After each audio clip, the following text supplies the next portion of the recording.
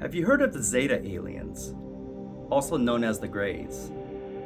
These beings are often described as small to medium in height, with large black eyes and elongated heads, and a presence that can feel both clinical and otherworldly.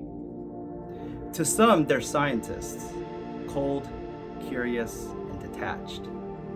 To others, they're caretakers, or even watchers, quietly guiding certain individuals through life.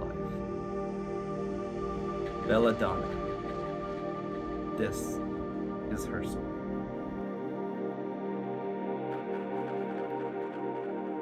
When I was 3 years old, I knew I was different from my family.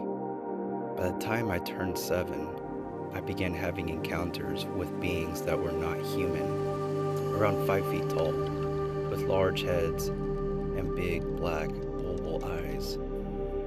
They would come to me in the middle of the night and take me aboard their mothership.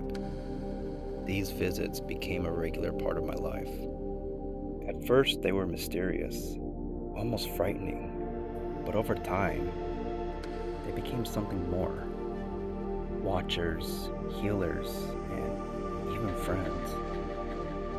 They would come to comfort me when I was sick or afraid, easing my pain and calming my fears. What started out as something nightmarish evolved into a relationship. They implanted something in my arm to track me, and they left a calming presence in my life that I never thought was possible. I've been aboard their mothership many times, shown around its many rooms, and even met and befriended their leader. Some people might be terrified by how they look, but to me, they became a second family. They respected me and trusted me. It all began before I was even born. My father was driving to work in his old red pickup truck. It was still dark outside when his engine suddenly shut off. A bright light appeared. He blacked out. When he woke up, 4 hours had passed, with no memory of what had happened at the time. My father was a janitor at an old school in Red Hook.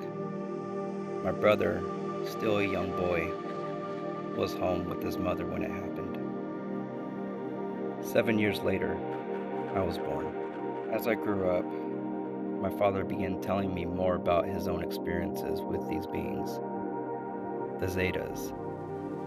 He had recurring nightmares of them standing over him at night, their large eyes staring into his soul. Sometimes, he was even afraid to sleep alone. Unlike my father's frightening experiences, mine were more peaceful, though not without moments of darkness. I've seen my father aboard the Zeta's ship. I watched as they performed terrible experiments on him. I tried to intervene, begged them to stop, but they didn't understand. They didn't seem to grasp that what they were doing was wrong. These are just some of my experiences with the Zetas. Even now, they remain a part of my life. They speak to me telepathically, visit me often, and continue to watch over me. I know one thing is for sure. I'm never alone. What are your thoughts on her encounters? Comment them down below. And if you have a story you'd like me to cover, DM it to me. Let's talk.